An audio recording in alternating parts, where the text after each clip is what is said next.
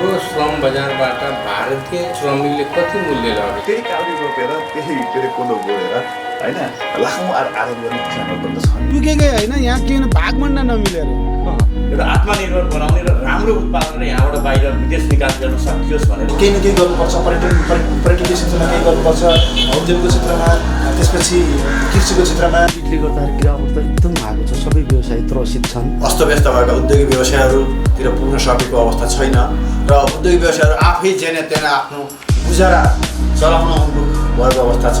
ऊर्जा शक्ति पर्याप्त छ, अब हामीले बेच्न सकिने छैन, खेर जानेवाला छ। अहिले पनि त्यहाँ उत्पादन भयो, त्यहाँको कति जापान जान्छ, बङ्गलादेश जान्छ। व्यवसायले धेरै मर्का परिरहेको अवस्था छ र विभिन्न अब अहिले चाहिँ उहाँहरूलाई अहिले हाम्रो सङ्गठन अन्तर्गत उहाँहरूलाई परेको पिरमर्का र व्यवसायमा परेको पिरमर्का हामीले यहाँ त्यो हिसाबले हामीले भने जस्तो चाहिँ फाइदा लिन सकिएन।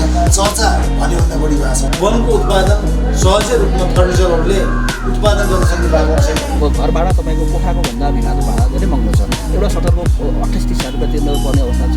आय आदानको एउटा विकल्प खोज्नको निम्ति गराएको बनेको संस्था हुँदो रहेछ। आफ्नै ठाउँमा श्रम गर्न लज्जास्पद हुने, लाज मान्ने। गण्डकी प्रदेश आर्थिक रूपमा समृद्ध भन्न धेरै लामो समय कुर्नु पर्दैन।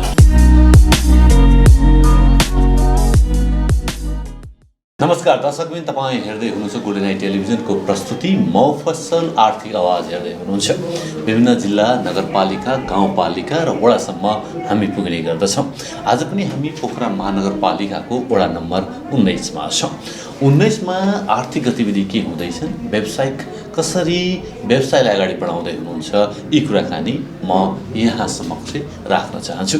मसँग हुनुहुन्छ शिवबहादुर केसी हुनुहुन्छ, जो कृषि फर्म सञ्चालक पनि हुनुहुन्छ, कृषक पनि हुनुहुन्छ र सामाजिक व्यक्तित्व पनि हुनुहुन्छ। उहाँसँगको कुराकानी साँच्चै नेपालमै कृषि व्यवसायमा भविष्य छ, अर्थात् चाहिँ कसरी युवालाई चाहिँ कृषि क्षेत्रमा चाहिँ आकर्षित गर्न सकिन्छ, यी कुराकानी उहाँकै मुखारबिन्दुबाट। स्वागत छ यहाँले। आराम हुनुहुन्छ? कति समय भयो तपाईँले कृषि व्यवसाय सुरु गरेको? मैले खास आफ्नो तरिकाले म लगभग 8 वर्ष म गल्फ कन्ट्री कतारमा बिताएँ।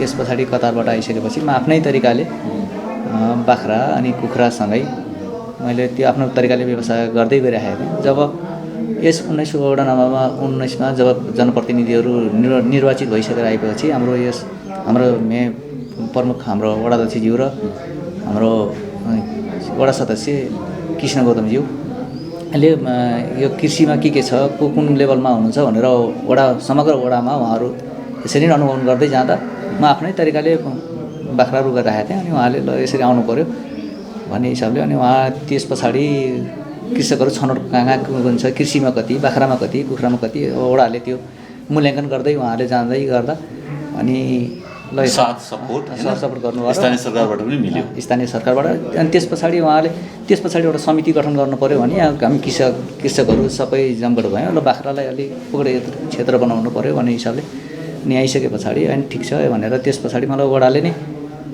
व्यवसायिकको वडा अध्यक्ष भनौँ 19 नम्बर वडा बाख्रा व्यवसायिक समितिको अध्यक्ष पनि तपाईँले मैले जिम्मेवारी लिएँ। त्यसमा 50 जना अनि वडाले पहल गरेर होइन केही सुरुवात गर्नु पऱ्यो। वडाले पनि केही पहिला सुरुवात गर्ने एउटा केही रकम कहीँ एउटा बाख्राबाट सुरु गर्यो भने कृषकहरू उत्साहित हुनुहुन्छ भन्ने हिसाबले उहाँले स्थानीय तहबाट 20 लाख रुपियाँ वडाबाट व्यवस्थाले छुट्याउनु भयो। छुट्याइसके पछाडि 19 नम्बर वडा फेरि कस्तो छ, अलिक बिकटो छ। जस्तै हाम्रो पुरन्चर यहाँ छ, अनि माथि पोइङ भन्ने माथि लगभग सारदी खोलाको सिनानो छ, घार्मी यता लामचर यता दुईवटा गाविस हाम्रो मर्ज भएर एउटा वडा भनेको लामचर र पुरन्चर। अनि त्यसमा गइसकेपछि 50 जना किसानहरू 5 वटा बाख्रा जो बराबर 5 वटा माउ छ उसलाई 20,000 को दरले 20,000 दरले दिने भन्ने हिसाबले त्यसरी नै एउटा कार्यक्रम लिएर आउनु। हामीले अब त्यो एउटा कुरा मलाई यो बुझाइदिनुहोस्, 19 नम्बर वडामा जो 20,000 को दरले चाहिँ बाँडियो अथवा चाहिँ त्यो होइन अनुदान दिइयो, त्यसले प्रभावकारी हुन्छ? अर्थात् चाहिँ बरु बाख्रा नै उपलब्ध गराइदिए भए सहज हुन्थ्यो कि किनभने होइन त्यसले होइन त्यो बाख्रा भन्दा नि त्यो कस्तो भने यो कोहीकोमा बाख्रा छ खोर छैन होइन, कोहीको खोर छ भनौँ न बाख्रा छैन भनेपछि समग्र वर्ष उहाँले आफ्नो ढङ्गले आफ्नो तरिकाले वडाकै नेतृत्वमा त्यसलाई फेरि हाम्रो पशु महाशाखा बाट हाम्रो नवराज अधिकारीज्यू पशु महाशाखा अहिले प्रमुख यो अनुगमन हुन्छ कि हुँदैन जस्तै अनुगमन हुन्छ। तपाईँले भन्नु भने बाख्राका कुराहरू होइन, जस्तै कसले कति पाल्या छ, कसले कति प्रगति गर्यो होइन, राज्यले त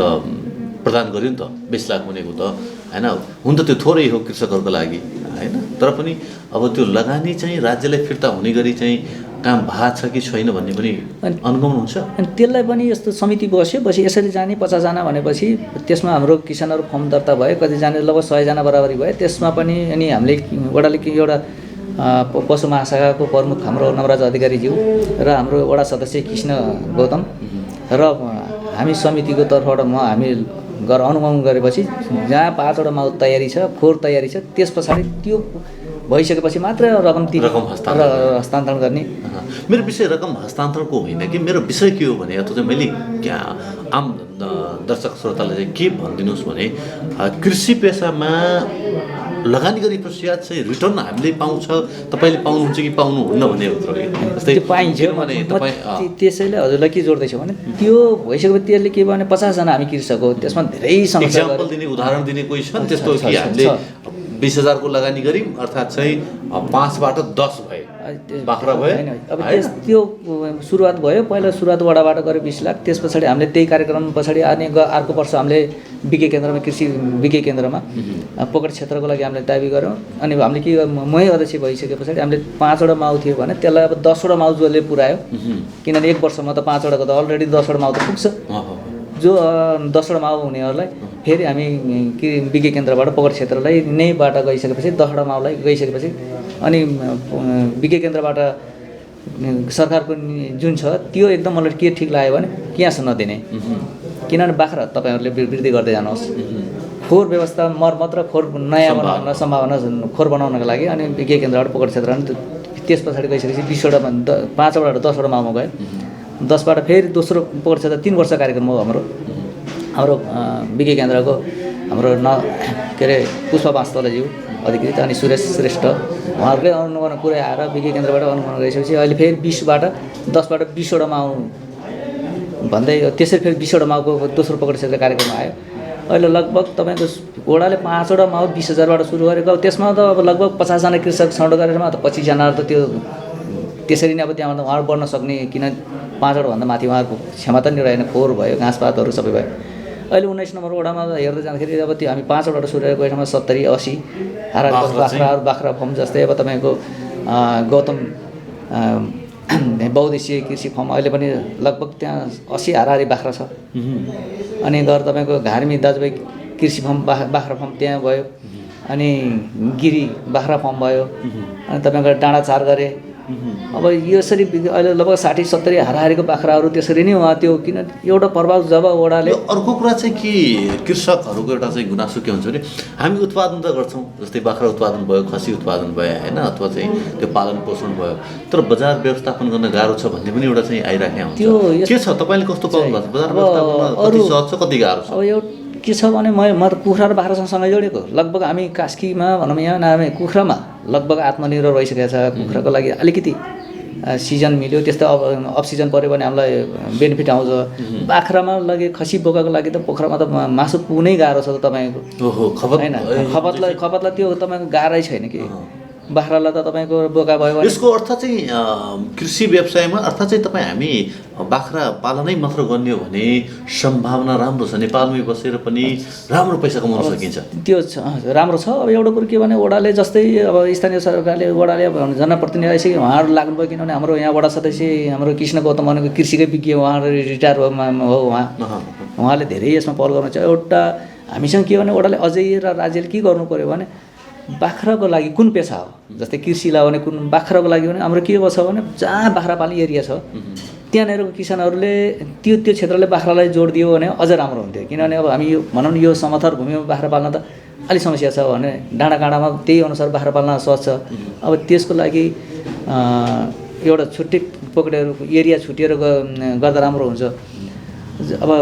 अब हाम्रो समस्या के छ भने बाख्रालाई मैले बाख्राकै कुरा जोड्दै जाँदा म भनौँ न हामी त किसान भइसकेपछि मसँग अब बाख्रा पनि भयो, मसँग भनौँ न म मेरै कुरा गर्दा जाँदा म 20वटा बाख्रासँग पुगेँ, 20वटा भन्दा म बढ्न सक्ने रहेन। किन रहेन भने अब बाख्रालाई चलन चाहियो, ढाले घाँस चाहियो। अनि हाम्रो समाजमा यति के छ भने अब गर्न लाग्यो, अब मैले मेरो लिजमा लियो, अब यसले के गर्न लाग्यो भने त्यो लिजमा यति मैले 10 वर्षलाई भने लिएको 5 वर्षमा गएर उहाँले फिर्ती गरिदिनु भयो। प्रगतिको एउटा चाहिँ बाधक पनि त्यो पनि समस्या, किनभने गाउँघरमा त्यो पनि छ। अब एकमुष्ट त्यो भएपछि बाख्राको लागि तपाईँको राम्रै छ, वडाले राम्रै गरेछ। अब कृषिले अब अर्को कुरो के छ भने यो जुन पेसा हो त्यसलाई अलिकति तालिमहरू, जस्तै हाम्रो बिचमा यही वडा स्थानीय त आइसके पछाडि हाम्रै समिति गठन भएपछि मेरै अध्यक्षतामा हाम्रो नव अधिकारीज्यूले बाख्रा प्रदर्शनी कार्यक्रम राख्नुभयो होइन। हामीले माथि चितेपानी भन्ने ठाउँमा राख्यौँ। त्यहाँनिर हामीलाई छुट्यायो बाख्रा पाल्ने, मैले पनि बाख्रा व्यवसाय गरेँ। बाख्रा पालेपछि बाख्रा बोकाएर बाख्रालाई फर्स्ट प्राइज कसरी दिने भनेपछि त्यहाँ गएपछि हाम्रो पशु विज्ञहरू जानुभयो, डक्टरहरू सबै जानुभयो।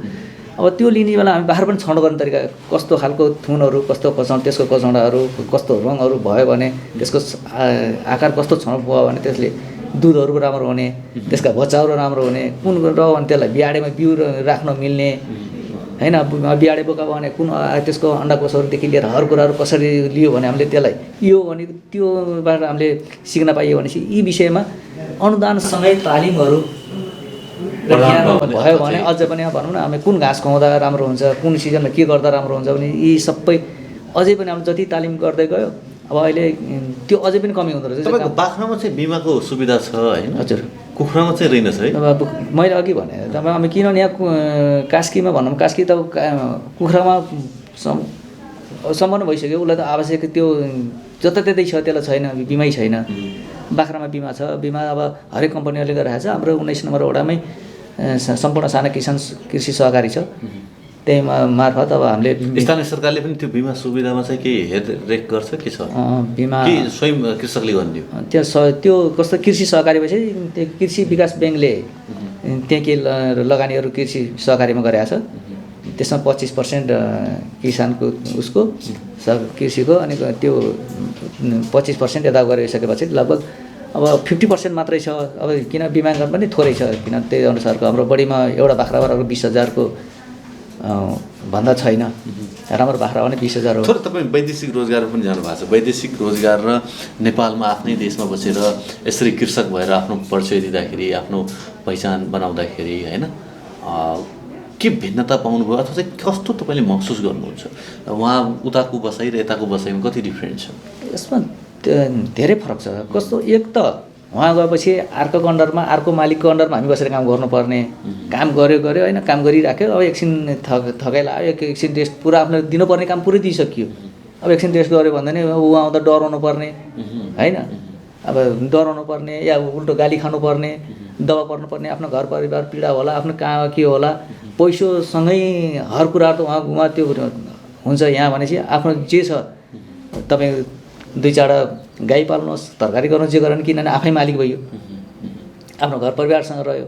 अनि त्यो सँगै गएर आफ्नो गाउँको बाटोघाटोहरू सामाजिक कामसँग नै लगाउनु पाइयो र पैसोसँगै सबै कुरो यहाँ गर्न पाइयो। किन व्यवसाय पनि भनेर तपाईँको अब के छ भने अझै पनि हाम्रोमा आफै नखट्ने कि ठुलै व्यवसाय गरेर कामदार राखेर गर्न सक्नु पऱ्यो, नत्र भने त्यो होइन आफै त्यो हामी त किनभने आफै फिल्डमा काम गर्ने।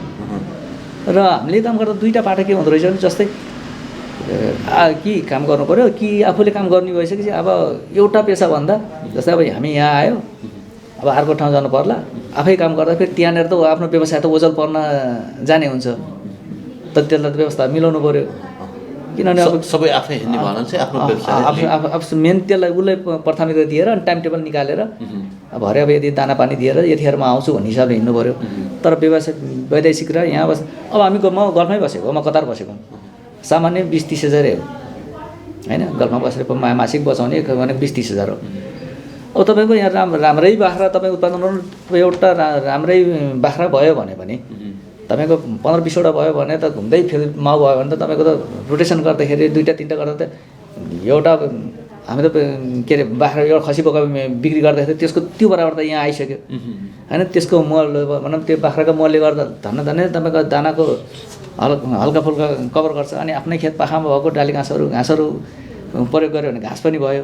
अनि हाम्रो त्यो मात्रै बाख्रा भनिसकेपछि हाम्रो आफ्नो खेतीबारी हुन्छ, त्यसमा हामी त्यही मलबाट तरकारी पनि उत्पादन हुन्छ अनि एक्स्ट्रा भयो मैले भने नि अब त्यो यता गएर कुखुरा बोइलर राखेको छ त्यसलाई एक्स्ट्रा टाइम दिनु पर्छ सबैतिर गर्दा त्योभन्दा त बढी त यताबाट आउँछ त सम्भावना भएको क्षेत्र कृषि क्षेत्र पक्कै पनि धेरै धेरै धन्यवाद दिन चाहन्छु तपाईँले कुरा राखिदिनु भयो कृषकको कुरा राखिदिनु भयो थ्याङ्क यू सो मच हस् धन्यवाद हामी पोखरा महानगरपालिकाको वडा नम्बर 19मा छौँ यहाँ समक्ष म पुनः जोड्न चाहन्छु मसँग हुनुहुन्छ खुसीमान गुरुङ हुनुहुन्छ नव आदर्श सामुदायिक विकास समाजका कोषाध्यक्ष हुनुहुन्छ कसरी यो समुदाय अगाडि बढ्दैछ यो संस्था अगाडि बढ्दैछ यी कुराकानी उहाँकै मुखारबिन्दबाट स्वागत छ यहाँलाई नमस्कार म खुसीमान गुरुङ नव आदर्श सामुदायिक विकास समाजको कोषाध्यक्ष धन्यवाद हजुरलाई र यो जुन कसरी बढ्दैछ भन्न खोजेको यो के छ भने यो नव आदर्श सामुदायिक विकास समाज भनेको एउटा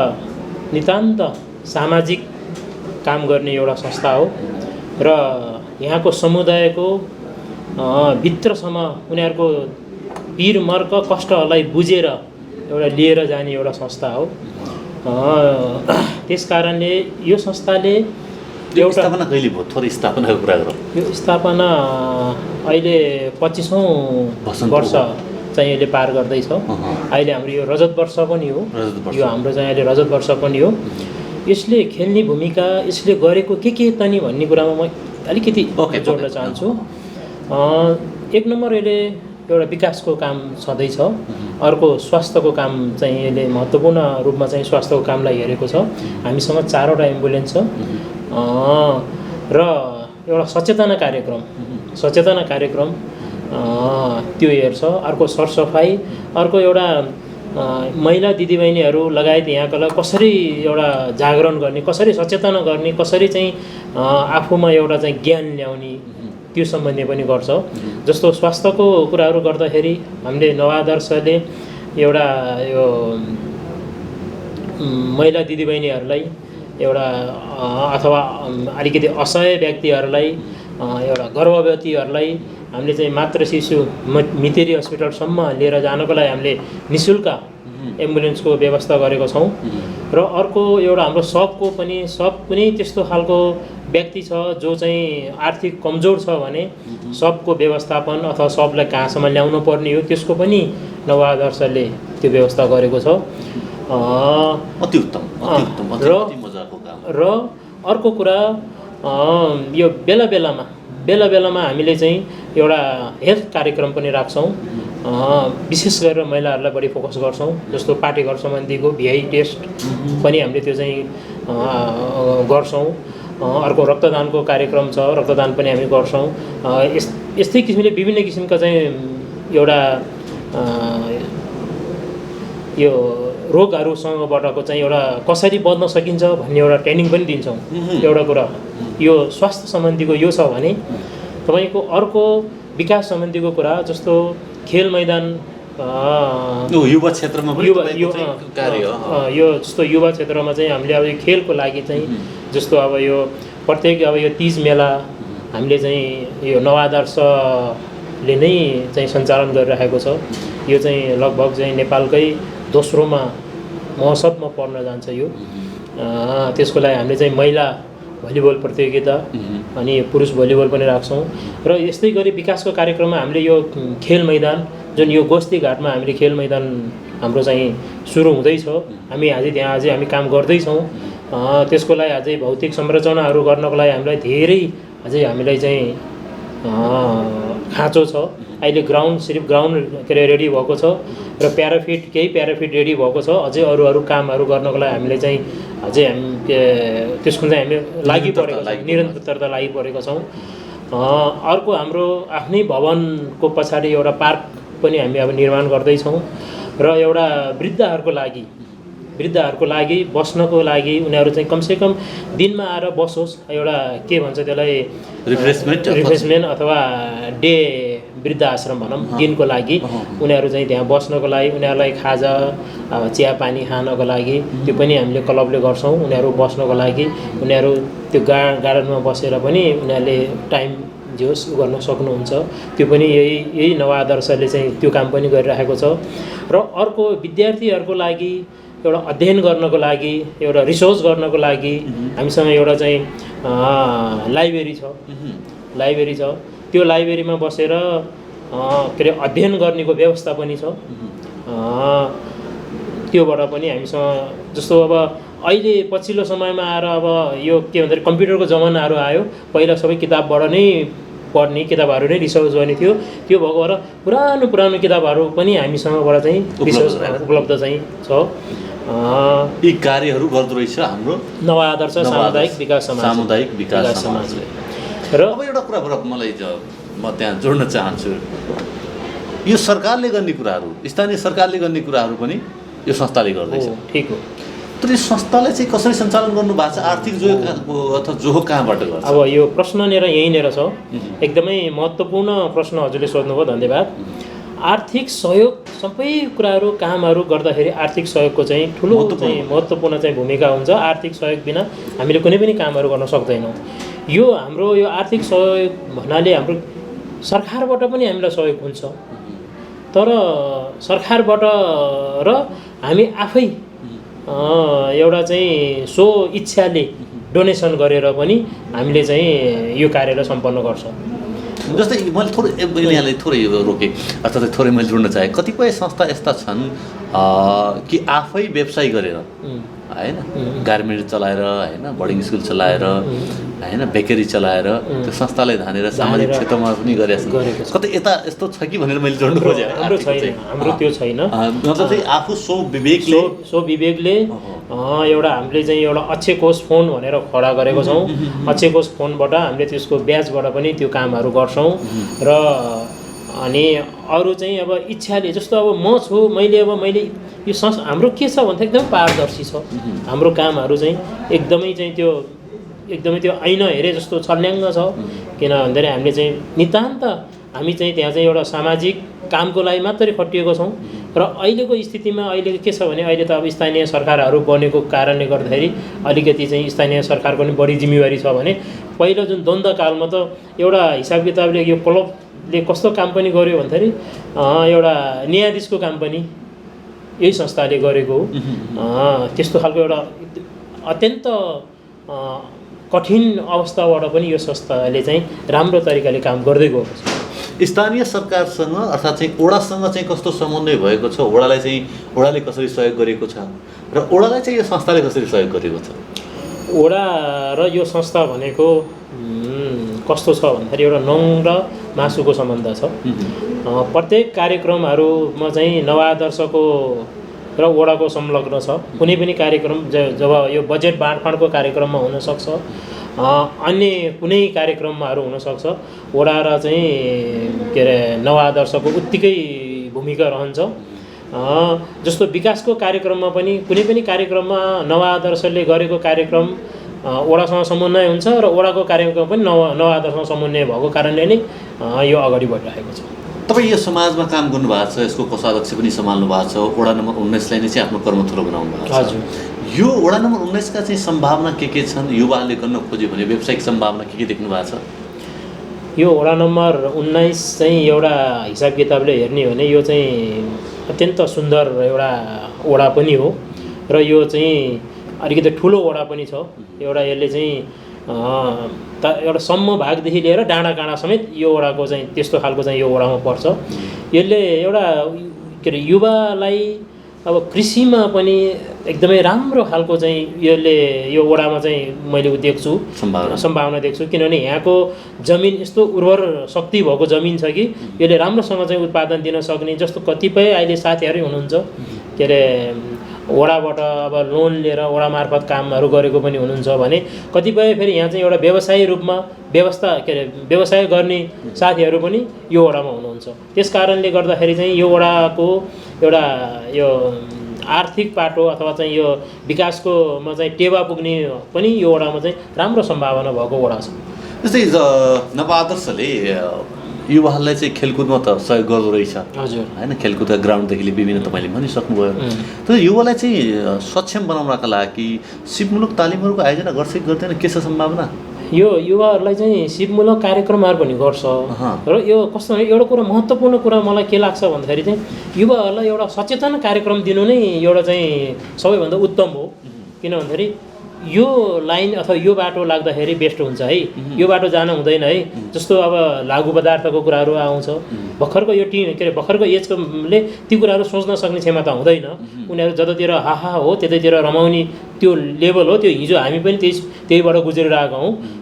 जब मान्छेलाई अलिकति उमेर जाँदै गयो बल्ल ती कुराहरू चाहिँ याद आउँदो रहेछ। त्यो भएर यो बाटो होइन है, यो बाटो जानुपर्छ, सकारात्मक बाटोमा डोर्याउन चाहिँ सकियो भने र के अरे मेन उद्देश्य भनेको नि नवादर्श भनेको युवाहरूलाई चाहिँ भड्किन नदिने, एउटा चाहिँ सही ट्र्याकमा चाहिँ हिँड्ने बाटोलाई चाहिँ यो बाटो है भनेर एउटा हातेमालो गरेर लिएर हिँड्न चाहिँ एउटा त्यस्तो खालको चाहिँ एउटा यो क्लब हो। धेरै धेरै धन्यवाद दिन चाहन्छु। तपाईँको यो संस्था यसरी नै प्रगति गरोस्, सबैका मनमुटुमा बसोस्, सबैको माया ममता पाओस् र सेवा गर्दै जाओस् भन्ने शुभकामना पनि व्यक्त गर्दछु। र यहाँको कार्यकाल चाँडै फेरि भेटघाट हुनेछ र कार्यकाल अध्यक्षको कार्यकालमा भेटघाट हुनेछ आशा अपेक्षा पनि म गर्दछु। हस्, थ्याङ्क यू सो मच। हस्, हजुरलाई पनि धेरै धेरै धन्यवाद यो कार्यक्रमलाई पनि। मसँग हुनुहुन्छ ईश्वर पौडेल हुनुहुन्छ जो कृषि तथा पशुपालन व्यवसाय पनि गर्नुहुन्छ, युवा व्यवसाय हुनुहुन्छ। के भन्नुहुन्छ, देशमै बसेर युवा व्यवसाय अथवा चाहिँ आफ्नो परिचय बनाउन सकिन्छ अथवा चाहिँ गमक्क पैसा कमाउन सकिन्छ कि सकिँदैन, आर्थिक विकास गर्न सकिन्छ कि सकिँदैन, यी कुराकानी उहाँकै मुखारबिन्दुबाट म स्वागत गर्न चाहन्छु। स्वागत छ यहाँलाई। धन्यवाद। आराम हुनुहुन्छ? एकदम ठिक छ। कृषि पेसामा हुनुहुन्छ, कति समय भयो कृषि पेसा सुरु गरेको? कृषि पेसा कृषकको परिवारमा जन्मिएको भएर त कृषि सामान्य गुजाराको हिसाबमा त पुर्खौँदेखिबाटै भयो। व्यावसायिक रूपमै सुरु गरेको भनेको 3 वर्ष भयो। हामीले एउटा घार्मी दाजुभाइ कृषि तथा पशुपालन फर्मबाट हामीले नामाकरण गरेर व्यवसाय सुरु गरेको र यसबाट के छ त्यहाँ चाहिँ पालन के गर्नुहुन्छ? हामीले चाहिँ अहिले 90वटा बाख्रा छन् हाम्रो फर्ममा चाहिँ। अरू चाहिँ हामीले अरूलाई चाहिँ विस्तार गर्ने योजनामा छौँ, तर हामी अब त्यसको लागि चाहिँ योजना बनाउनु पऱ्यो, पुँजीको अभाव हुने भएको भएर त्यसको लागि हामी प्रयासरत छौँ। 90वटा बाख्रा पाल्दाखेरि मासिक आम्दानी अथवा चाहिँ कस्तो हुन्छ, वार्षिक आम्दानी के कस्तो हुन्छ? विदेश गए बराबर हुन्छ नेपालमै बसेर? यस्तो छ, बाख्रा पालन व्यवसाय नर्मल्ली भनेको अलिकति धेरै खट्न पर्ने, अलिकति बढी दुःख गर्ने पेसा हो।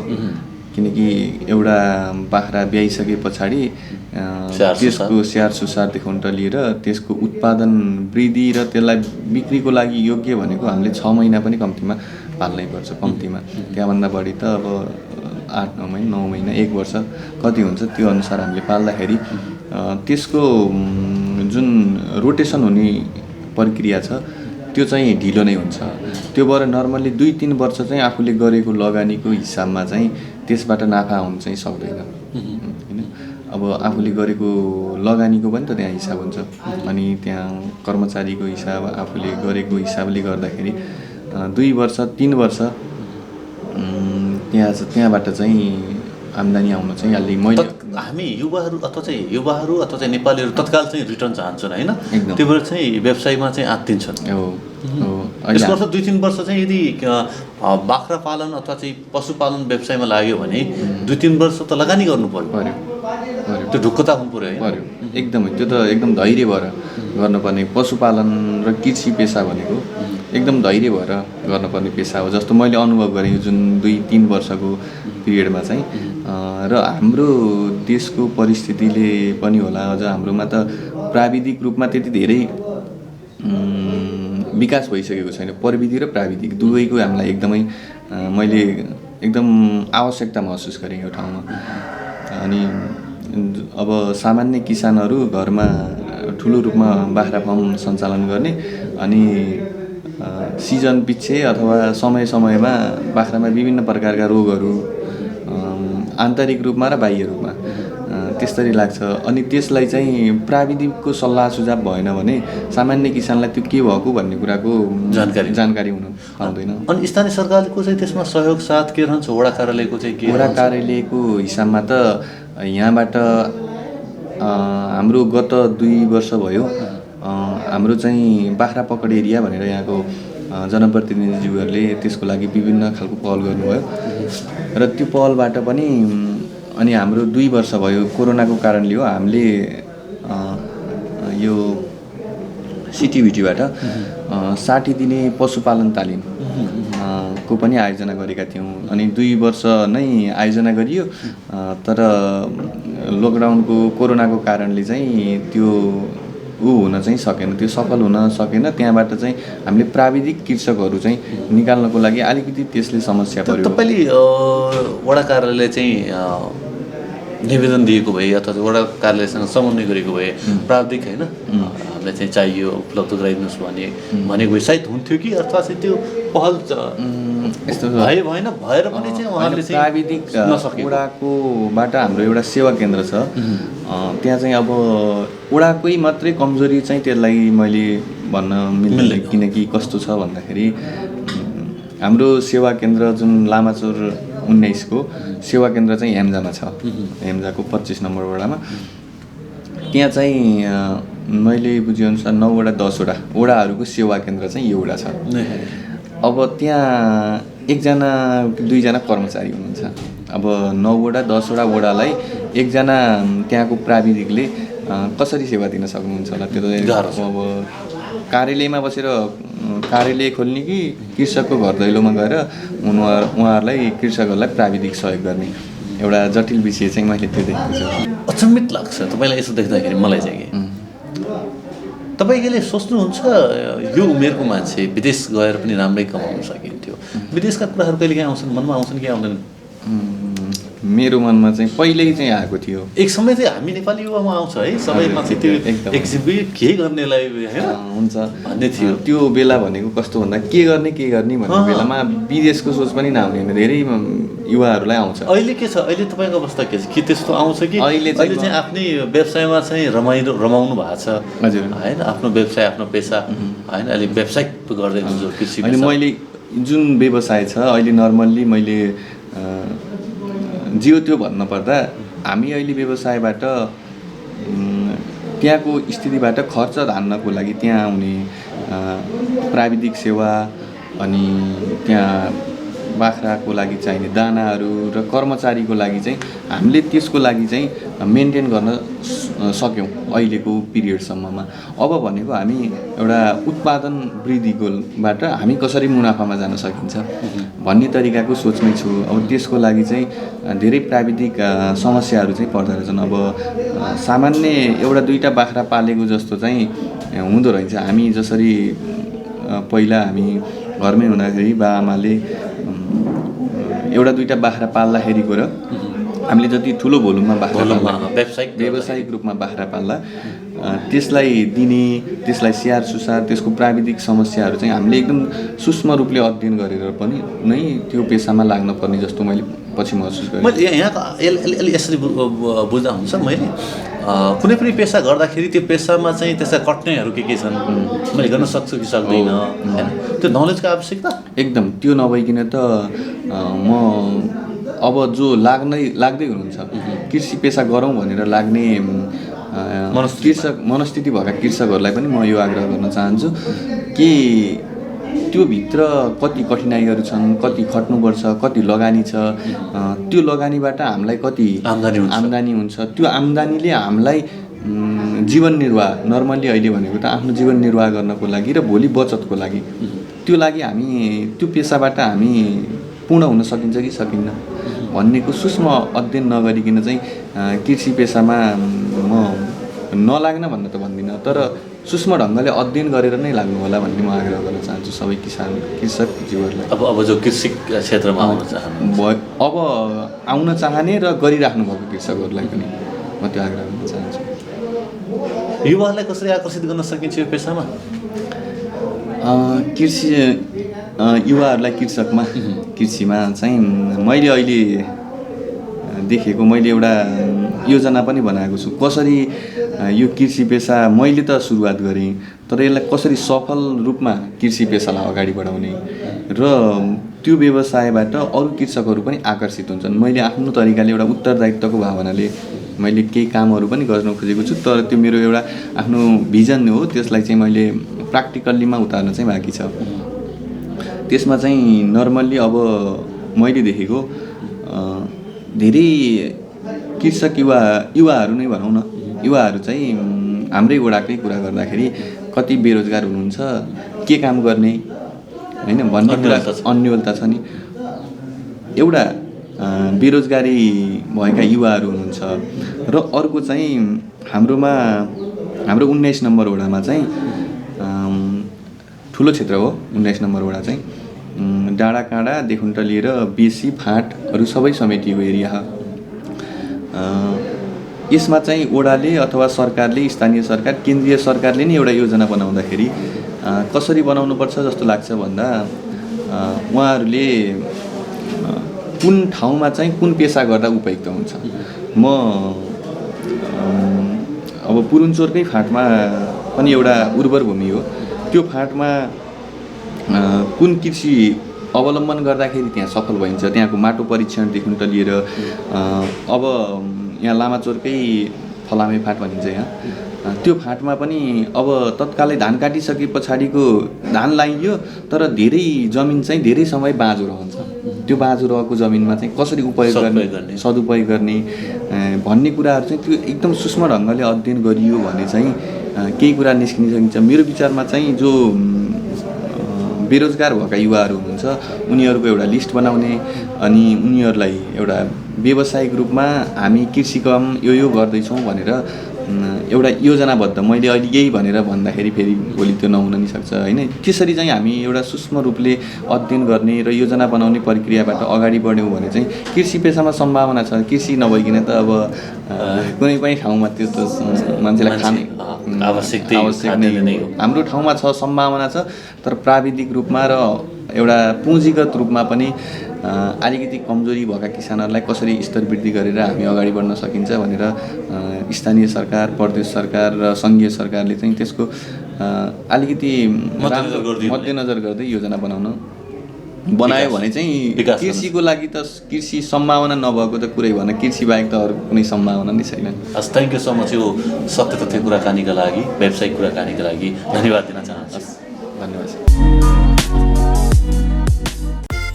मैक्सको मैक्सिमम अफर। मैक्स नेट टिभीमा 150 भन्दा बढी एचडी च्यानलहरू, हाई स्पिड इन्टरनेट 100 MBPS सम्मको सुविधा अब सातै प्रदेशमा। अबको connection Max Net Solutions. Max TV जडानको लागि सम्पर्क गर्नुहोला मैक्स डिजिटल टिभी।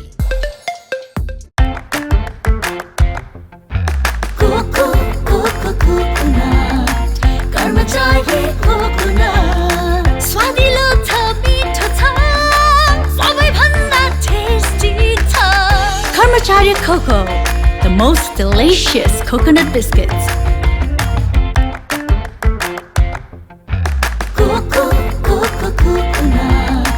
कर्मचारी कोकोनट, स्वादिलो छ, मिठो छ, सबैभन्दा टेस्टी छ। Karmachari Coco, the most delicious coconut biscuits. पोखराकै सबैभन्दा सस्तो राम्रो गुणस्तरीय सामानहरूका लागि सम्झनुहोस् बिग सेल सिद्धार्थ चोकमा बम्पर सेल चलिरहेको छ। कटन प्यान्ट, जिन्स प्यान्ट, कटराइज प्यान्ट, बक्सर प्यान्ट बम्पर सेलमा 950, छानी क्याजुअल प्यान्टहरू, leather shoes, sports shoes bumper सेलमा मात्र 1200, क्याजुअल सर्टहरू, कटन सर्ट, चेक सर्टहरू छानी मात्र 500 मा। नेपालकै सबैभन्दा सस्तो मूल्यमा होलसेल मूल्य ब्रान्डेड तथा नन ब्रान्डेड सामानहरूका लागि हामीलाई सम्झनुहोस् ramp brand, retro brand, black brand, 80 degree brand, साथै नाइक, एडिडास, पुमा र रिबुक ब्रान्डको जुत्ता तथा लुगाहरू र स्पोर्ट वेयरका लागि हामीलाई सम्झनुहोस्। साथै ब्रान्डेड सामानहरूमा 25% डिस्काउन्ट। सबै ब्रान्डेड सामानहरू पाइनुका साथै होलसेल तथा खुद्रा बिक्री गरिन्छ। सम्पर्क बिग सेल सिद्धार्थ चोक, मोबाइल नम्बर 9814188804, 9826602262। सिद्धार्थ चोकमा, सिद्धार्थ चोकदेखि बिन्दवासनी जाने मेन रोडमै सेकेन्ड होम। पोखराको लेकसाइडबाट जाने क्रममा सिडीमा रहेको पर्यटकको लागि एकदमै सर्वसुलभ बस्न खान एकदमै सहज भएको चारकोल प्राइभेट लिमिटेड, जुन चाहिँ सिडीको बाटोको दाहिने साइडबाट अवस्थित रहेको छ। यसको महत्त्वपूर्ण सेवा सुविधाहरू: थकाली खाना, लाइभ बार विकी, 7वटा रुमको व्यवस्था, पार्टी रेस्टुरेन्टको व्यवस्था र विभिन्न लाइभ स्पोर्ट्स बार, प्रोजेक्ट र राम्रो खाना अनि बस्नको सुविधा पनि छ। यहाँ विभिन्न तालको माछाको परिकारले साथै शान्ति स्तूपा, श्री सिद्धेश्वर महादेव र फेवातालको रमणीय दृश्य पनि हेर्न सकिन्छ। एकचोटि हजुरहरू पनि यो होटलमा गएर स्वागत गर्ने अवसर अवश्य दिनुहोला। सम्पर्क होटल चारकोल प्राली, शेरी पोखरा 18, सम्पर्क नम्बर 98469 042 28 42 0066। प्रोपाइटर प्रदीप गुरुङ, सलेश महर्जन, दिजेश वाग्ले। पोखराको लेकसाइडमा रहेको the Freedom cafe restaurant and बार, जहाँ नेपाली, इन्डियन, कन्टिनेन्टल र इटालियन ब्रान्डहरू पाइन्छ। यहाँबाट विभिन्न नेपाली अर्गानिक कफीको एक चुस्की लगाउँदै यहाँ रहेको एकदमै सुन्दर फेवाताल पनि हेर्न सकिन्छ। यसका विशेषताहरू: 100% नेपाली अर्गानिक कफी, ककटेल्स, मोकटेल, विभिन्न डोमेस्टिक हार्ड ड्रिङ्कका साथै बाहिरी हार्ड ड्रिङ्कहरूको पनि सुविधा रहेको छ। तपाई पनि एकचोटि the Freedom cafe restaurant and बारमा अवश्य एकचोटि जानुहोस् र स्वागत गर्ने अवसर दिनुहोस्। सम्पर्क hotel the Freedom cafe restaurant and bar, 23 street, खहरी लेकसाइड, पोखरा।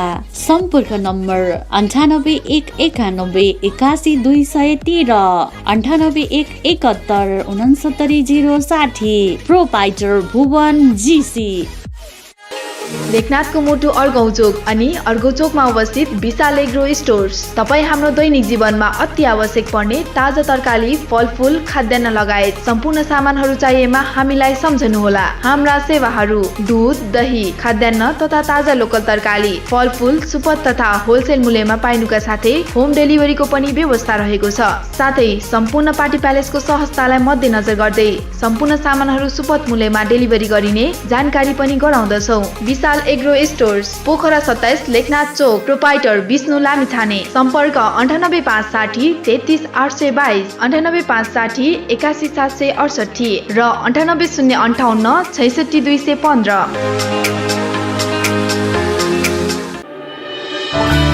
के तपाईँ नयाँ घर बनाउँदै हुनुहुन्छ? यदि हुनुहुन्छ भने ढुक्क भएर एडी ट्रेडर्सलाई सम्झिनुहोस्। हामी तपाईँलाई गुणस्तरीय सामान उपलब्ध गराउनेछौँ। हाम्रा सेवाहरू: टोयलेट तथा बाथरुमका लागि आवश्यक सामानहरू जस्तै कमोड, धारा, बेसिन, पाइपहरू, घर बनाउँदा आवश्यक पर्ने सम्पूर्ण हार्डवेयरका सामानहरू पाइनुका साथै प्लम्बर पनि उपलब्ध गराइन्छ। सम्पर्क AD traders, Pokhara 10 Ram Bazar, Kalika Chowk. Phone number 061 432 551 98 161 83 577 98 460 35 282। Proprietor Hari Dulal. पोखराको मुटु सिर्जना चोकमा अत्याधुनिक पर्वत शर्मा अटो वर्कशप तथा कार वासमा तपाईँ सबैलाई स्वागत गर्न चाहन्छौँ। हाम्रा सेवाहरू: टायर रिपेयरिङ नयाँ तथा पुरानो उपलब्ध छ, बाइक तथा स्कुटर सर्भिसिङ, कार वासका साथै रफिङ र पोलिसिङ पनि गरिन्छ। अनुभवी मिस्त्रीद्वारा सर्भिसिङ तथा सफाई गरिन्छ। मोबिल तथा पार्ट्सहरू सुपथ मूल्यमा पाइन्छ। सम्पर्क ठेगाना पर्वत शर्मा अटो वर्कशप तथा कार वास, सिर्जना चोक, पोखरा। 400 साइकलको ठिक अगाडि। सम्पर्क नम्बर भुवनन्द बस्याल 9806 13506, मधुसूदन बस्याल 9806 70481, बालकृष्ण बस्याल 9851 81 437। कृपया एक पटक सेवा गर्ने मौका दिनुहोस्। आजको लगानी भविष्यको सुनिश्चितता, सुन्दर अनि आकर्षक व्यक्तित्व देखिनका लागि रेखा सुनचाँदी पसल। हाम्रा सेवाहरू: रानीहार, मिनिहार, सिख्री, चोकर, छड्के तिलहरी, कण्ठगेडी, नौगेडी, कटारे गेडी, फुलगेडी, चन्द्रहार, हमले माला, बीज बन्दा, सिरफुल, चन्द्रमा क्लिप, औँठी, कर्की बिया, औँठी बेरुवा, औँठी छापा, कुसी औँठी, पाउजु, बिच्छी कङ्गन, चुरा, बाला, हात्ती पुच्छर बाला, ठुला साना पञ्चरत्न, तिलहरी, जन्तर, प्याङलिङ, साथै तयारी सुनका आकर्षक गहनाहरू, चाँदीका गर गहना तथा सामानहरू अर्डर अनुसारको गर गहना, राशि अनुसारको बहुमूल्य रत्न पत्थरहरू चाहिएमा हामीलाई सम्झनुहोस्। रेखा सुन चाँदी पसल, Bagar 1, Pokhara. Phone number 061 536 452, 98 041 35 504। Proprietor Amrit Gahatraj. पोखराको मुटु चिप्लेढुङ्गामा अवस्थित Himalayan garden market Chipledhunga Nepali Congress party कार्यालय सँगै हाम्रा सुविधाहरू: निशुल्क पार्किङको व्यवस्था, बाल उद्यानको सुविधा, बाबु नानीहरू खेल्नका लागि फराकिलो र सुरक्षित स्थान, झरना, प्राकृतिक मनोरम दृश्यको अवलोकनको लागि विशेष सुविधा, सस्तो र सुलभ मूल्यमा गुणस्तरीय वस्तुहरूको उपलब्धता, खाजा र मनोरञ्जनको लागि शान्त, सफा र सुरक्षित स्थानको उपलब्धता, व्यवसाय साथै सभ्य र उत्कृष्ट व्यवहारको पहिचान। हिमालयन गार्डन मार्केट उत्कृष्ट स्थान। सीमित सटरहरू मात्र बाँकी रहेकाले इच्छुकहरूले तुरन्तै सम्पर्क गर्नुहोला। सम्पर्क Himalayan garden market, Chipledhunga 4, Pokhara, Kaski. Mobile number 98 460 32 154। मफसल आर्थिक आवाज तपाईँ हेर्दै हुनुहुन्छ। हामी छौँ पोखरा महानगरपालिकाको वडा नम्बर 19मा छौँ। मसँग हुनुहुन्छ किसान बहादुर गहतराज हुनुहुन्छ, कृषि तथा पशुपालन व्यवसाय हुनुहुन्छ। के भन्नुहुन्छ, कस्तो छ पशुपालनमा अथवा चाहिँ व्यवसाय गर्दाखेरि कतिको आम्दानी गर्न सकिन्छ, यी कुराकानी उहाँकै मुखारबिन्दुबाट। स्वागत छ यहाँलाई। धन्यवाद। आराम हुनुहुन्छ? आरामै छु। कति भयो तपाईँ कृषि तथा यो पशुपालन व्यवसायमा लागेको? म अहिले फिलहाल 5 वर्ष जति भयो। त्यसपछि पहिला म विदेशतिरै थिएँ। अहिले विदेश छोडेर आएर अहिले कृषितिर पशुपालनतिर लागिरहेको छु। अनि अब अलिकति गाउँको समाजसेवा पनि गर्दैछु। कुन देश बस्नुभयो? म साउदीमा बसेँ 17 वर्ष, दिल्लीमा इन्डियामा बसेँ 12 वर्ष। अहिले चाहिँ आफ्नै देशमा, आफ्नै वडामा, आफ्नै गाउँघरमा कृषितिर। पहिला मेरो आफ्नो व्यवसायी गाडीहरू थिए। यही गाडीहरू अहिले विस्थापित गरेर कृषितिर लागेको छु। टनेलहरू छन्, 4 टनेल। अनि पशु तथा कृषि अहिले वडाले चाहिँ 22वटा टनेल बनाइयो। म त्यसमा पनि आबद्ध छु। हाम्रै मार्फत, वडा मार्फत बनाएको। त्यसमा 50% वडाले हाल्यो, 50% कृषकलाई गरेर 22वटा टनेल बनाइयो। 22वटा टनेल छ हैन? अनि यो दलित 8 नम्बर दलितलाई भनेर दिएको। त्यसमा यो हाम्रो लिभरको चाहिँ उसबाट हो। लिभरले पनि केही सहयोग गर्यो हामीलाई। अहिले लिभरमा पनि म छु। अहिले हाम्रो एउटा संस्था खोलेका छौँ।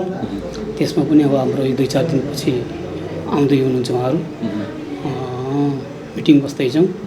अनि हाम्रो यो हाट बजारमा पनि सहयोगमा छु। हाम्रो यो 16 र 19ले बनाएको यो हाट बजार टोली पोखरीमा। पशु चाहिँ के पाल्नु भएको छ? पशु मेरो 2टा भैँसी छन्, 4वटा गाई छन्। अरू तरकारी खेती गर्नुभएको छ? तरकारी खेतीतिर आबद्ध छु। दुध उत्पादन हुन्छ? कति गर्नुहुन्छ? दुधमा मैले अब दिनको 20 लिटर जान्छ मेरो। बजारमा त हाम्रो आफ्नो डायरी छ। त्यो डायरीमा पनि म आबद्ध छु। डेरी सञ्चालन पनि गर्नुभएको छ? सेयरमा हालेको छु उसमा। अनि त्यहाँपछि त्यसको अहिले 2टा डायरी छन् हाम्रो पुरुन्चोरमा। त्यसमा पहिलो पनि म उसमा पहिलोको डायरीमा पनि सेयर हालेको थिएँ। अहिले माथि हामीले अब युवा लक्षित युवालाई एउटा चाहिँ आकर्षित गरेर प्रोत्साहन गरेर हामीले आफ्नै खोलेका छौँ। त्यसमा राम्रै चलिरहेको छ। दिनको 300-350 दुध जान्छ। तपाईँको उसमा न्यूनतम पनि 20 लिटर दुध चाहिँ उत्पादन गर्नुभएको छ प्रतिदिन? हजुर। दुध उत्पादन गरेरै राम्रो आम्दानी गर्न सकिन्छ?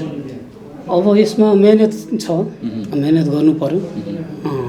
अब जो सन्तुष्ट हुनु पर्यो। भैँसी गाई पालनमा चाहिँ के छ अप्ठ्याराहरू, के छन्, गाह्रो के छ? गाह्रो त अब हाम्रो अब घाँसकै चाहिँ गाह्रो छ। पहिला हाम्रो घाँसको अभाव छ अलिकति। त्यसमा अब हामीले अब तराईतिरबाट काटेको परालो ल्याइन्छ। अब त्यो लागत बढी छ। आय सुरु अलि अब फिलहाल सुरु गर्दैछौँ। राम्रै होला भन्ने विचार छ। बाख्रा पालनमा तपाईँ पर्नु भएन? बाख्रा पालनमा म परिनँ। टनेलमा पर्नुभयो? म टनेलमा परेँ। यो कसरी व्यवस्थापन गर्नुपर्छ टनेल? एकचोटि गरेपछि टनेल पहिला के हुन्छ यसको सिस्टम चाहिँ? यसो पहिला मैले आफैले 2टा टनेल बनाएको बाँसको। त्यसपछि अहिले वडाले चाहिँ र चाहिँ लिभरको बिचमा चाहिँ हाम्रो चाहिँ समन्वय भएर 50-50% बनाइयो। अनि त्यसपछि मेरो चाहिँ यो 2टा टनेल अरू मैले यो कृषि उसबाट चाहिँ सुपरजन मन्त्रालयबाट परेको थिएँ। एउटा त्यो बनाइयो। ठिकै छ, राम्रै छ। टमाटरहरूलाई लगाइयो। पोहोर त राम्रै आम्दानी भएको थियो। अहिले ठिकै भयो। वैदेशिक रोजगार गर्दा र अथवा चाहिँ आफ्नै देशमा बसेर आफ्नै वडामा बसेर चाहिँ आफ्नै व्यवसाय गर्दाखेरि के फरक छ अथवा चाहिँ कस्तो महसुस गर्नुहुन्छ? अब वैदेशिक रोजगारमा अब अर्कोको देशमा गएर अब चाहिँ गरियो। परिश्रम त आफ्नो आर्थिक अवस्थाले गएर गरियो। 29 वर्ष बिताइयो। त्यहाँ भन्दा नि आफ्नै घर परिवारमा आफ्नै गाउँमा आफ्नै चाहिँ वडामा बसेर चाहिँ दुःख सुख गरेर चाहिँ अब मिठो नमिठो खाए पनि आफ्नो आनन्द आउने क्या। त्यसमा खुसी नै छु आफ्नो ठाउँमा। हजुर हजुर। टनेलका चाहिँ समस्याहरू के छन्? टनेल निर्माणका समस्याहरू अर्थात् चाहिँ टनेललाई चाहिँ जोगाउन चाहिँ के गर्नुपर्छ? टनेललाई बनाएपछि ढुक्क हुन्छ? कति महिना जान्छ? तपाईँको बाँसोको चाहिँ अब धेरै 2 वर्ष 3 वर्षको अवधि हुन्छ। त्यो पानीले पुग्छ। अब अहिले त पक्की टनलहरू बनाइएको छ। त्यो त अब राम्रै जान्छ। 6-7 वर्ष चल्छ। एकचोटि लगानी गरिदियो भने लगानी त तपाईँको अब बेमौसमी तरकारीहरू अहिले त्यो टनेलमा चाहिँ एकचोटि लगानी गर्यो भने बारम्बार गर्नु परेन? बारम्बार त गर्नु परेन। अब तपाईँको टमाटर लगाइयो भने राम्रो फल्यो भने त्यो 9 महिनासम्म फल्छ। अब अरू खेती सिमीहरू लगाइयो भने यो 3 महिनाको चाहिँ 2 महिनाको चाहिँ सागहरू भयो, उत्पादन। धनियाँ त्यही बिचमा छरिन्छ। आम्दानी लिन सकिन्छ। आफूले मेहनत गर्नु पर्यो। कति उत्पादन गर्नुभएको छ टनेलबाट? टनेलबाट राम्रै भएको छ। अब अहिले यो पानी बढी परेनाले त्यति भएन। अहिले फेरि मैले टनेलमा फेरि टमाटर लगाएको छु। सिमी लगाएको छु। अहिले सिमी राम्रो भइरहेको छ। फल दिनलाई चाहिँ सुरुवात छ। बजार व्यवस्थापन कस्तो छ? बजार व्यवस्थापन अब अब हामीले त मैले पहिले नै भनिसकेँ। हाम्रो हाट बजार छ। त्यसमा चाहिँ अब हाम्रो 16 र 19ले चाहिँ मिलेर खोलेको हाट बजार। त्यसमा कर्मचारी राख्यो। अलिकति समस्या पऱ्यो त्यहाँ। अब चाहिँ यो बिचमा चाहिँ चोकमा बसेर बेच्नेहरूले गर्दाखेरि अब त्यसको व्यवस्था हुँदैछ। कृषि क्षेत्रमा चाहिँ युवाहरूलाई चाहिँ कसरी आकर्षित गर्न सकिन्छ अथवा चाहिँ अब यही देशमै गर्न सकिन्छ कि सकिँदैन भनेर चाहिँ तपाईँको आफ्नो विचार के छ? अब बाहिर भने अहिले त्यति बाहिर छैन। आफ्नै देशमा आफ्नै उसमा कृषि देशमा बसेर मेहनत गऱ्यो भने यहीँ राम्रो फललाई मिल्छ, राम्रो हुन्छ। धेरै धन्यवाद दिन चाहन्छु मिठो कुराकानीको लागि। Thank you so much. व्यवसायिक कुराकानी गर्दैछौँ। मसँग हुनुहुन्छ धर्ममान सिंह भण्डारी हुनुहुन्छ जो युवा व्यवसायी हुनुहुन्छ। कसरी युवा व्यवसायी बन्न सकिन्छ अथवा चाहिँ सफल व्यवसायी कसरी बन्न सकिन्छ यी कुराकानी उहाँका मुखारबिन्दुबाट। स्वागत छ यहाँलाई। हजुर नमस्ते। आराम हुनुहुन्छ? हजुर। व्यवसाय भन्दाखेरि हाम्रो सोचमा आम मानिसको सोचमा के हुन्छ भने पैसा छाप्ने मात्र भन्ने एउटा चाहिँ मान्छेको मानसिकता हुन्छ। अथवा चाहिँ हामीले त्यसरी बुझ्छौँ होइन। तर यति मात्र नभइकन व्यवसाय भनेको देशको मेरुदण्ड पनि हो। अर्थतन्त्र देशलाई बचाउने होइन। देश विकासमा उहाँहरूको सहयोग भएन भने विकास हुनै सक्दैन। यो पनि बुझाइ छ हाम्रो।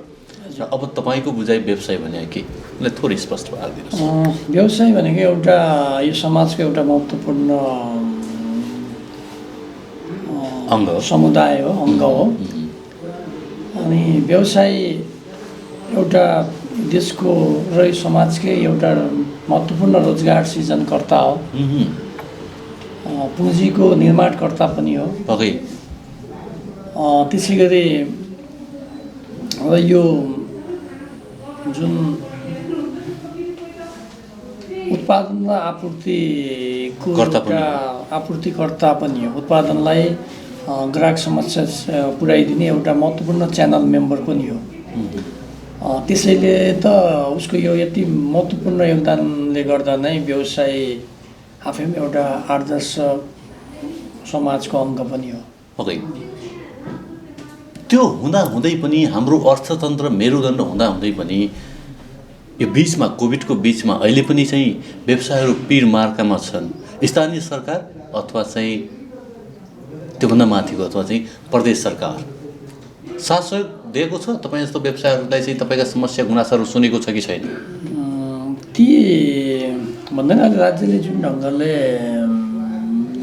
यो कोभिडकोबाट प्रताडित व्यवसायीका निम्ति विभिन्न सहुलियतका कुराहरू ल्यायो, जस्तो पुनर्कर्जाका कुराहरू अनि ब्याज दरमा सहुलियतका कुराहरूलाई जुन ढङ्गले हेऱ्यो त्यो चाहिँ आफैमा राम्रो विषय छ। त्यसको लागि मलाई लाग्छ त्यस्तै ती राम्रा सकारात्मक कार्यहरूको परिणाम नै अहिले धेरै अझै पनि हाम्रो सिङ्गो अर्थतन्त्र अझै पनि जुन रूपले चाहिँ खराब हुने स्थिति त्यो हुन परेन। मलाई लाग्छ त्यो भन्दै गर्दा ती राम्रा कुरा सँगसँगै त जुन एउटा स्थानीय तह प्रदेशले जुन ढङ्गले अझै तल्लो वर्गको आम व्यवसायीका निम्ति जुन बोल्नुपर्ने हो गर्नुपर्ने हो अझै ल्याएको त्यो त्यही रूपले उनीहरूलाई छुने गरी चाहिँ अझै ल्याएको होइन कि भन्ने त हामीलाई आभास भएको छ।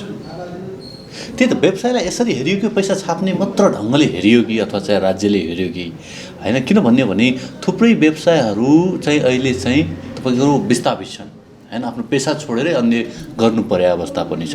तपाईँ कपडा व्यवसायमा हुनुहुन्छ, तपाईँ महासचिव पनि हुनुहुन्छ र जिम्मेवार पदमा हुनुहुन्छ, अभिभावक हुनुहुन्छ। के अब चाहिँ उहाँहरूलाई अथवा चाहिँ विस्थापित भएका व्यवसायले चाहिँ पुनर्स्थापना गर्न सकिन्छ कि सकिँदैन? तपाईँको पहल कदम कस्तो रहन्छ? हो, अहिले जुन यो कोरोना आउनुभन्दा अगाडिको अवस्था र कोरोना पछिको अवस्थामा धेरै नै ठुलो अहिले अन्तराल बनेको छ, ग्याप बनेको छ। हिजो जुन ढङ्गको एउटा आत्मविश्वास थियो आम व्यवसायीमा, जुन एउटा कन्फिडेन्स थियो यो भने त्यो कन्फिडेन्स चाहिँ अहिले तीव्र ढङ्गले ह्रास आएको स्थिति छ, तीव्र ढङ्गले न्यून भएको स्थिति छ। किन भन्दा अहिले जुन ग्राहकहरूको जुन एउटा चलायमानहरू हुनुपर्ने त्यो रूपले नै अझै पनि भएको छैन।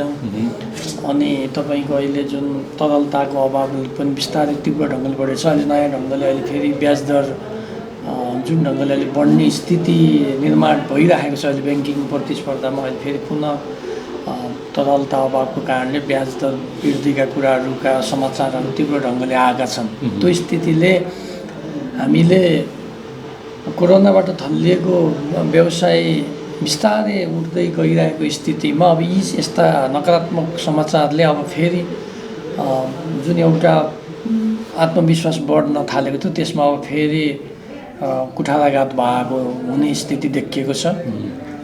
त्यो कारणले गर्दा मलाई लाग्छ यो विषयलाई राज्य र नेपाल राष्ट्र ब्याङ्कले पनि एउटा स्पष्ट ढङ्गले अझै पनि राज्यले एक ढङ्गले चाहिँ यो विषयलाई चाहिँ अझै पनि रोक्नुपर्छ। यो जुन वृद्धि हुने कुराहरूका समाचारहरू आइरहेछन् यसलाई चाहिँ एउटा सहुलियतमा अहिले अझै पनि 2 अङ्कभन्दा नबढ्ने गरी नै ब्याज दरलाई चाहिँ कायम गर्ने किसिमका पहल कदमहरू लिनुपर्छ भन्ने मलाई लाग्दछ। भने अर्को कुरा अहिले जुन ढङ्गले तपाईँले भन्नुभयो व्यापार व्यवसाय हो थला परेका छन्। अहिले कतिपय साथीहरू व्यावसायिक साथीहरू चाहिँ पलायन भएको स्थिति पनि छ र उहाँहरूले पेसा परिवर्तन गर्नुपर्ने स्थितिमा उहाँहरू पुग्नु भएको पनि छ। भने उनीहरूका निम्ति चाहिँ अझै पनि हामी के भन्छौँ भने अझै नै सहुलियतका अन्य अहिले जुन ढङ्गले विभिन्न सहुलियतका कर्जाहरू जुन नयाँ व्यवसायका निम्ति चाहिँ नयाँ पार्न आएका छन् आइटमहरू प्रोडक्टहरू जुन ब्याङ्किङ च्यानलमा आएका छन् तिनलाई चाहिँ विलम्ब उपयोग गर्ने सँगसँगै अहिले जुन हामी व्यवसाय धेरै जसो चाहिँ यो ट्रेडिङ बिजनेसमा छौँ। ट्रेडिङ बिजनेसको स्थिति जुन ढङ्गले नराम्रो भएको छ त्यसका बावजुद नि व्यवसाय आखिर सधैँको व्यवसाय हो। किन तपाईँ हामीलाई एउटा ढङ्गले एकचोटि व्यवसायको ट्याग लगाइसकेपछि हाम्रो जीवनभरि नै व्यवसाय नै हो। त्यो भइसकेपछि व्यवसायलाई आफूले जुन व्यवसायप्रति जुन एउटा उत्कट अभिलाषा हुन्छ त्यो भइसकेपछि झट्ट तत्कालै पेसा परिवर्तन गर्नु पनि गाह्रो हुन्छ। त्यो भइसकेपछि बरु उत्पादनमूलक क्षेत्रहरू कृषि र अन्य क्षेत्रमा पनि हामीले व्यवसाय गर्न सक्छौँ भने अझ मिल्छ भने चाहिँ संयुक्त बिजनेसलाई अझै बढावा दिनुपर्छ कि जस्तो मलाई लाग्दछ। अब सिङ्गल प्रोप्राइटरसिप बिजनेसभन्दा अब चाहिँ नेपालको कन्टेक्समा पनि अब संयुक्त उद्यमलाई ध्यान दिन सक्यौँ भने थोरै पुँजीमा पनि एउटा संयुक्त उपार्जन गर्न सकिन्छ। संयुक्त उपक्रम मार्फत पनि हामीले व्यवसाय गर्न सक्ने हुँदा ती साथीहरूलाई पनि म के आह्वान गर्छु भने व्यवसायको आफ्नो सोचलाई फेरि अझै पनि कायम राख्ने र जुन ढङ्गले अहिले पुँजी निर्माणमा जुन गाह्रो अवस्था छ त्यसका निम्ति चाहिँ पार्टनरसिप बिजनेस र संयुक्त बिजनेसलाई अगाडि बढाउने किसिमका नयाँ सोचहरू लिन र फरक ढङ्गको व्यवसायहरू गर्नका निम्ति पनि नयाँ उपायहरू खोजी गर्नका निम्ति पनि म अनुरोध गर्न चाहन्छु। पक्कै पनि कति समय भयो यहाँले चाहिँ व्यवसाय सुरु गरेको अथवा चाहिँ व्यवसायको ट्याग लिएको? मैले व्यवसायलाई नजिकबाट बुझेको झन्डै 2.5 दशक भयो। मैले व्यवसायलाई नजिकबाट बुझेको र तर म आफैले आफ्नो व्यवसायमा अगाडि बढेको चाहिँ झन्डै 1.5 दशक हुन लागेको छ। त्योभन्दा अगाडि म बिजनेस अवसरमा कार्यरत थिएँ। एउटा कुशल व्यवसाय भन्नका लागि के आवश्यक छ, के गुण हुनुपर्छ? कुशल व्यवसाय बन्नको निम्ति त अब जुन व्यवसाय हामी गर्छौँ त्यो व्यवसाय गर्न खोजेको व्यवसाय प्रति त्यसलाई चाहिने स्पेसल आवश्यक नलेज हुनु पर्यो। सँगसँगै एउटा उत्कट अभिलाषा पनि हुनु पर्यो होइन। अनि बिजनेसप्रति समर्पण चाहियो, मेहनत चाहियो।